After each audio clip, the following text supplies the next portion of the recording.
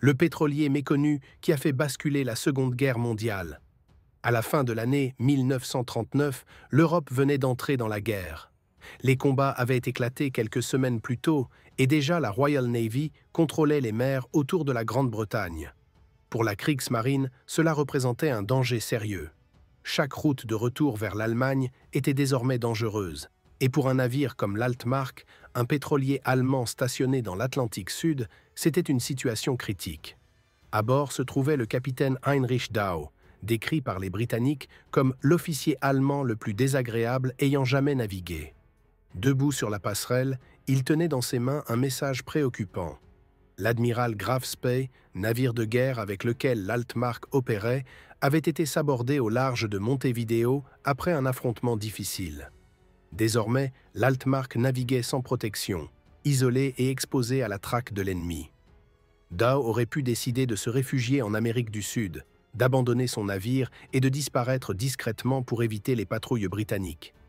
Mais il savait qu'un tel choix serait vu comme une trahison. Le pétrolier représentait une ressource trop importante pour son pays. Il devait à tout prix le ramener en Allemagne, même si cela signifiait traverser des mers déjà contrôlées par la flotte ennemie. Pendant ce temps, sous ses pieds, une menace plus inquiétante encore grandissait. Ce n'étaient pas seulement les navires britanniques qu'il lui fallait craindre. Dans les soutes de l'Altmark se trouvait une cargaison particulière, des centaines de marins alliés faits prisonniers. Leur mécontentement augmentait de jour en jour et le capitaine Dau savait que le danger ne venait pas uniquement de l'extérieur. Quelques semaines plus tôt, au mois de septembre, le navire marchand britannique SS Clément avait été intercepté par l'admiral Graf Spee. Les marins du Clément avaient reçu des consignes claires de leur hiérarchie. En cas d'approche ennemie, il fallait observer le silence radio afin d'éviter des représailles immédiates. Mais face à la menace, les opérateurs radio n'avaient pas hésité à lancer un appel de détresse avec le signal d'urgence RRR, indiquant qu'ils subissaient une attaque. À peine avait-il eu le temps de transmettre quelques mots que des tirs balayant le pont firent taire l'équipage. C'était un avion de reconnaissance Arado modèle 196, équipé de mitrailleuses, qui avait ouvert le feu pour briser leur résistance. Le capitaine du Clément, Frederick Harris, comprit que le navire ne pouvait plus être sauvé. Il ordonna l'évacuation et près de 50 hommes prirent place dans les canots de sauvetage pour tenter de rejoindre les côtes brésiliennes.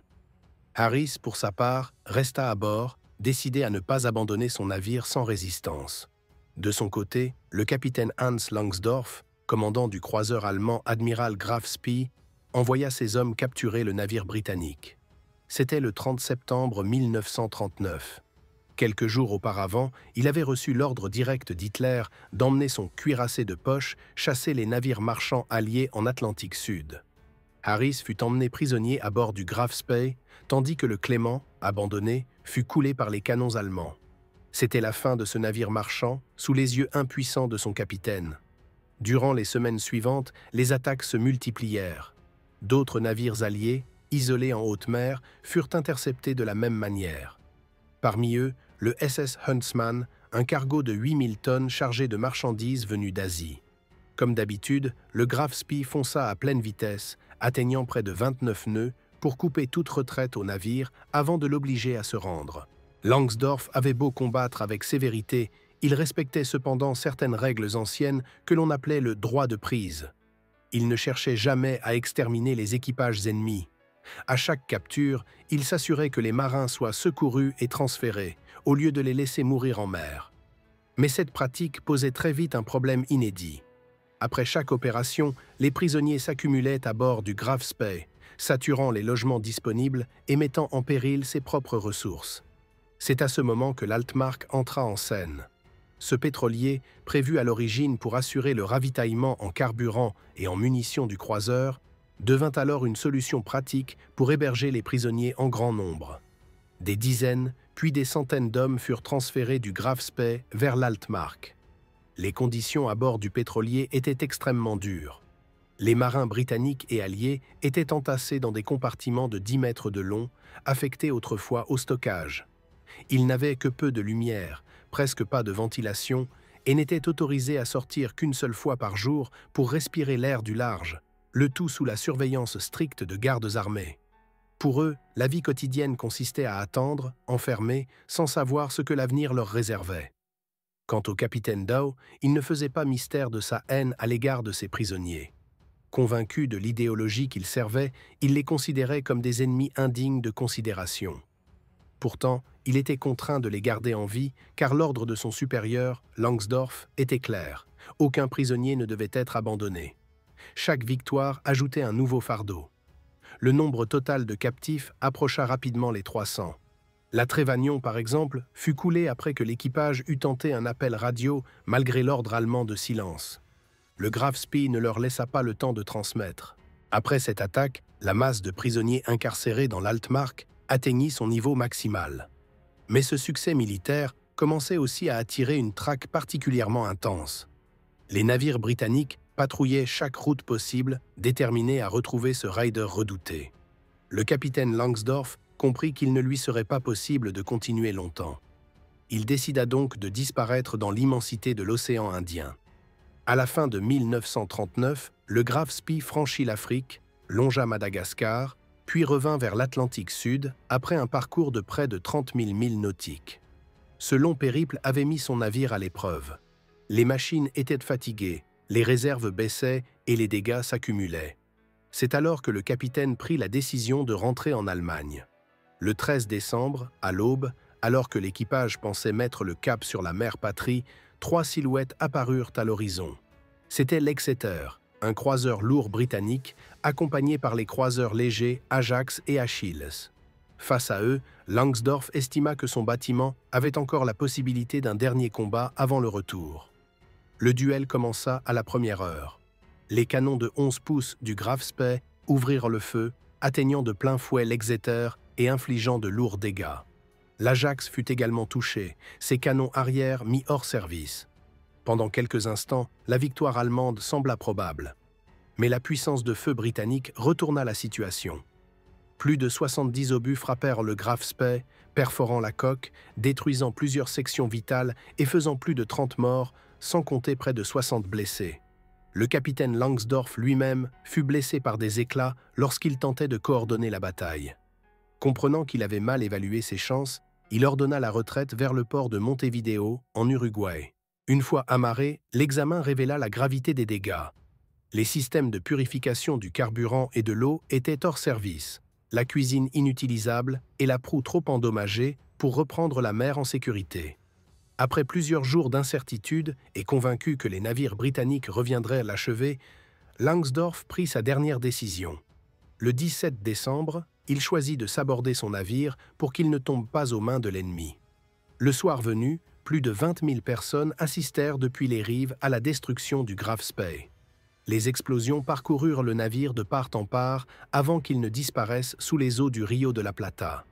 Peu après, à Buenos Aires, Langsdorff se donna la mort, allongé sur le drapeau de son navire, vêtu de son uniforme. Il préféra rejoindre symboliquement son bâtiment de guerre détruit plutôt que d'affronter la honte de la capture. Après la destruction de l'admiral Graf Spee au large de Montevideo, le capitaine Heinrich Dow comprit qu'il était impératif de ramener l'Altmark en Allemagne avant d'être repéré et contraint au même sort. L'Atlantique Nord, saturé de patrouilles britanniques, rendait tout retour direct par la Manche imprudent. Dow opta pour une route plus longue et théoriquement plus sûre. Remonter vers le nord en contournant l'Islande, puis redescendre vers la mer du Nord en longeant la côte norvégienne, zone neutre où une intervention militaire britannique risquait de provoquer une crise diplomatique. Pour favoriser la discrétion, l'équipage repeignit la coque en gris, tendit des toiles et ajouta de modestes superstructures afin de brouiller la silhouette du navire et compliquer toute identification visuelle à distance.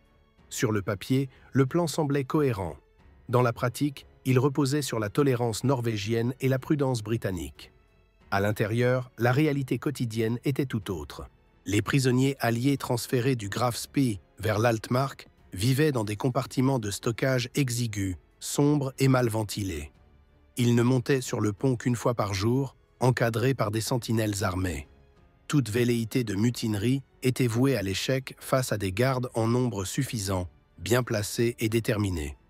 Conscients que le retour en Allemagne signifierait des camps pour une durée indéterminée, certains détenus cherchèrent des moyens discrets d'alerter l'extérieur. Durant la brève sortie quotidienne, ils glissèrent des messages décrivant le navire dans des bouteilles qu'ils jetèrent à la mer. Les courants firent le reste, mais aucune aide n'arriva à ce moment-là. À la passerelle, Dow, fidèle à la discipline de la Kriegsmarine, se montrait inflexible. Maintien de l'ordre, pas d'incident, et cap vers l'Europe. À l'approche de la Norvège, l'Altmark entra dans une zone étroitement surveillée. Près de Bergen, un patrouilleur norvégien se présenta, monta à bord et interrogea le commandant sur la route empruntée et la proximité de la zone d'exclusion du port. Dow soutint que le navire était un pétrolier en transit vers l'Allemagne, sans cargaison compromettante. Les officiers norvégiens observèrent, mais ne trouvèrent pas de preuve immédiate d'un transport de prisonniers. Pourtant, sous le pont, les internés avaient entendu les bruits d'accostage et saisirent l'occasion. Des coups coordonnés contre les cloisons et des cris destinés à attirer l'attention. Mis au pied du mur, Dow attribua le vacarme à des treuils et à des machines qui chauffent, reprenant une version technique difficile à vérifier sans fouille complète. Les officiers repartirent avec des doutes et signalèrent l'incident à leur hiérarchie, évoquant la probabilité de prisonniers à bord, mais l'Altmark poursuivit sa route escorté par des unités norvégiennes pour l'évacuer rapidement de la zone sensible. À Londres, les services britanniques suivirent de près ces mouvements. L'information remonta rapidement jusqu'à Winston Churchill, alors Premier Lord de l'Amirauté.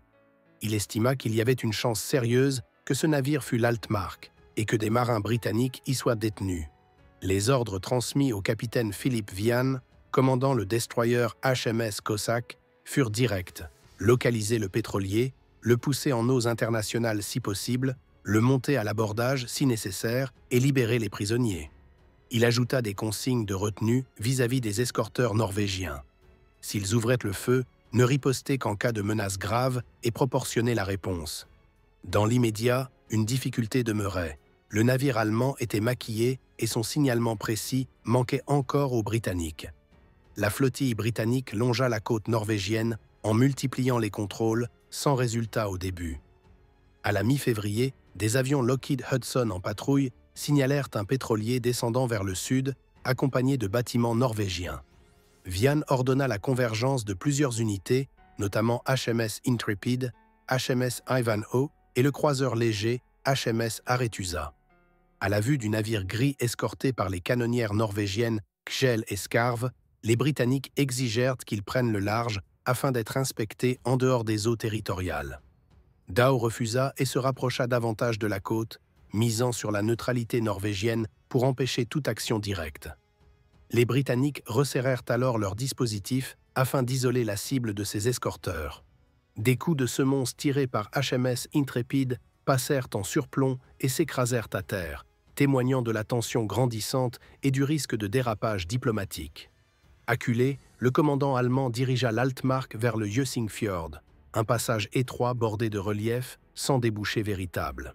La glace de surface céda sous l'étrave, puis ralentit le navire qui finit par s'immobiliser plus en amont. À l'entrée du fjord, les unités norvégiennes s'interposèrent pour interdire l'accès aux Britanniques, rappelant leurs obligations de neutralité. Lorsque l'ensemble de la flottille de Vian fut en place, une tentative de solution fut discutée. Escorter l'Altmark jusqu'à Bergen pour une fouille sous autorité norvégienne, avec présence d'un représentant britannique à bord. Les responsables norvégiens rejetèrent la proposition, s'appuyant sur des inspections antérieures et l'absence de preuves visibles. Vian sollicita alors de nouvelles instructions et Londres confirma la ligne dure. Procéder à l'abordage et délivrer les prisonniers tout en évitant l'escalade avec les Norvégiens, sauf en cas de danger manifeste. À la tombée de la nuit, HMS Cossack s'engagea à l'intérieur du fjord malgré les avertissements répétés. Les navires norvégiens gardèrent le feu.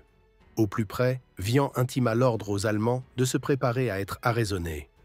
À bord de l'Altmark, l'équipage détruisit des documents sensibles et débattit de l'éventualité d'un sabordage. Cette option fut écartée en raison de la présence de plusieurs centaines de prisonniers bloqués sous le pont que l'on ne pouvait condamner. Dow tenta alors une manœuvre d'ultime recours.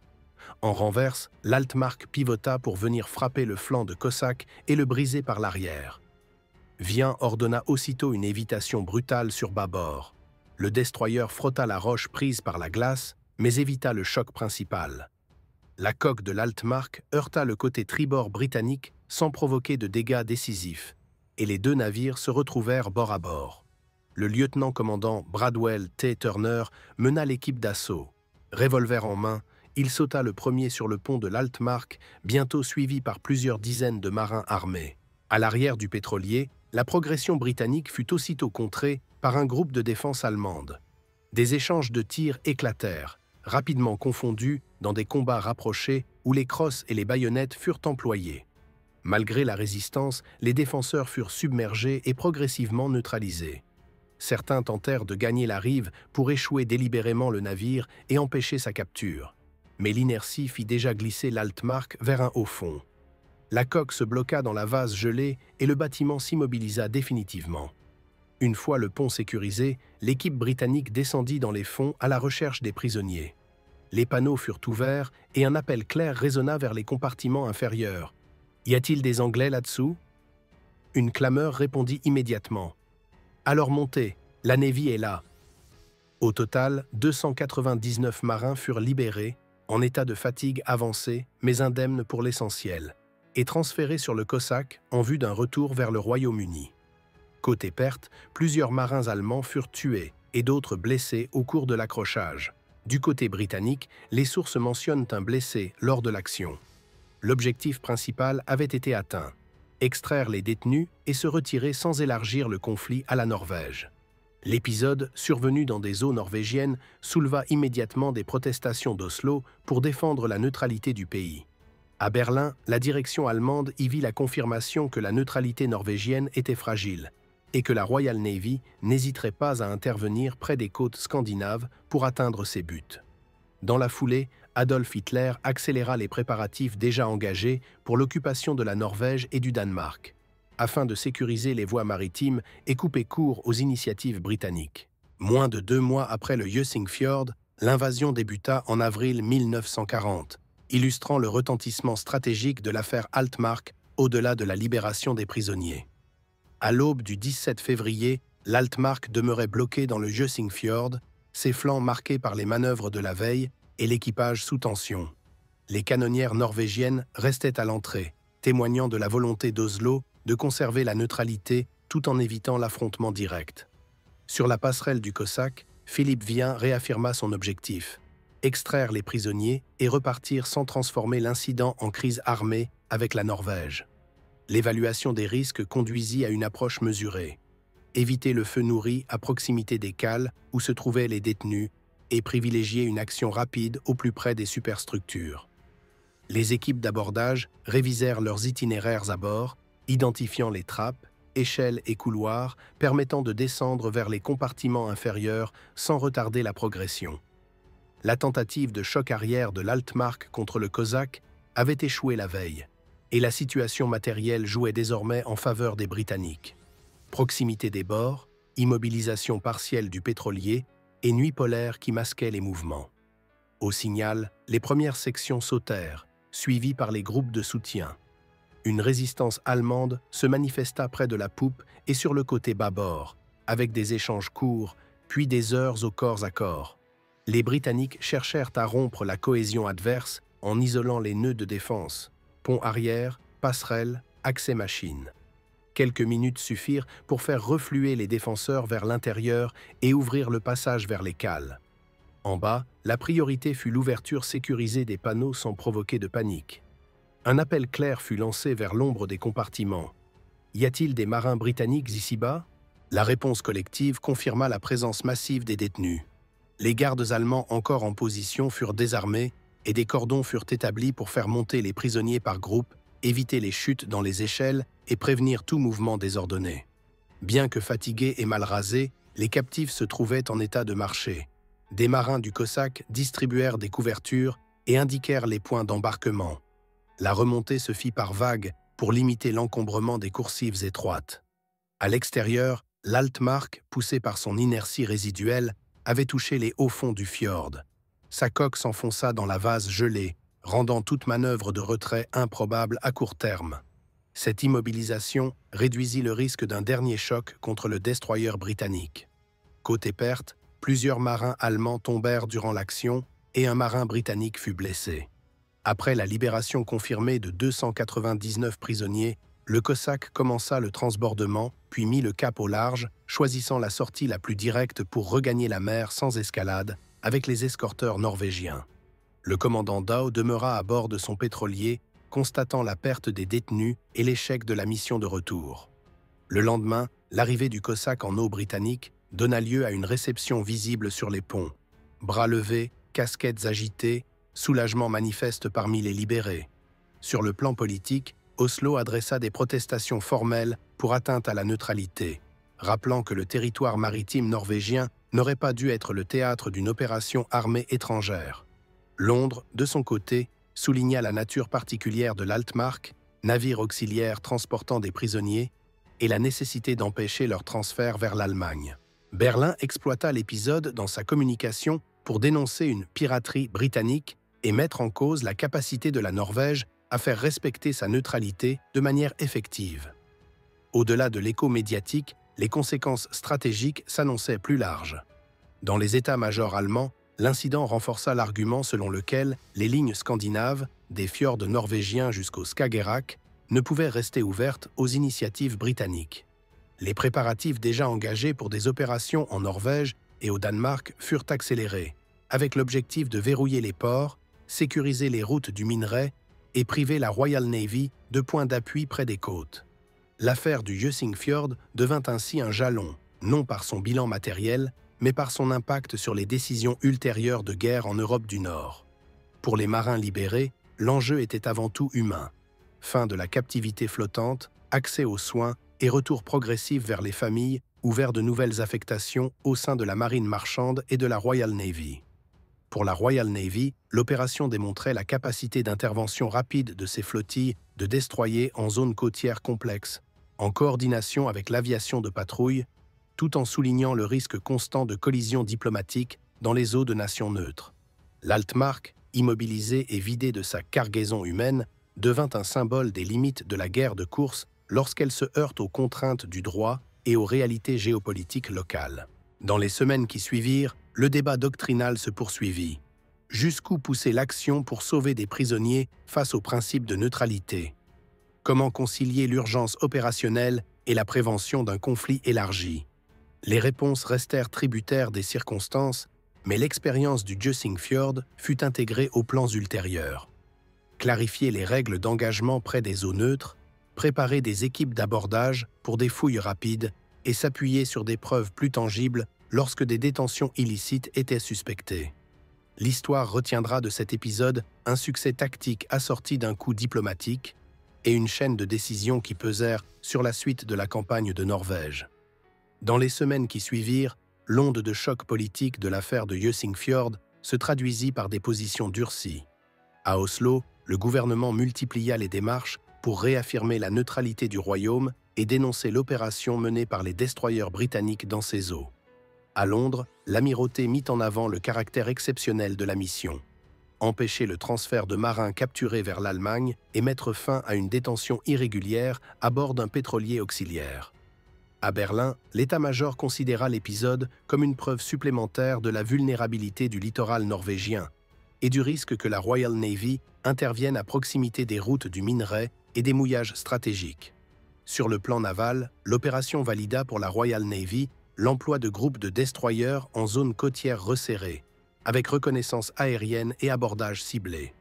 Le retour des 299 marins libérés permit un bilan humain positif côté britannique, sans extension du combat aux unités norvégiennes présentes. Côté allemand, l'Altmark, échoué puis dégagé, perdit sa cargaison humaine et sa discrétion, ce qui mit fin à sa mission telle qu'elle avait été conçue après les opérations de l'admiral Graf Spee. À l'échelle stratégique, l'incident pesa dans la décision allemande d'accélérer les préparatifs en Scandinavie.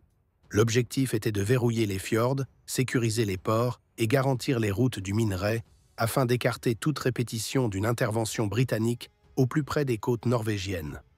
Quelques semaines plus tard, au printemps 1940, l'offensive allemande sur la Norvège et le Danemark confirma que l'épisode du Jøssingfjord avait servi de déclencheur parmi d'autres facteurs militaires et logistiques. Pour les marins libérés, la priorité fut la convalescence et la réaffectation, alors que pour les états-majors, l'affaire devint un cas d'école. Comment concilier sauvetage de prisonniers, respect de la neutralité et maîtrise de l'escalade. Au final, l'Altmark cessa d'être un simple pétrolier de soutien pour devenir un repère historique, celui d'une libération en eau neutre qui, par son retentissement, contribua à redessiner la conduite de la guerre en Europe du Nord.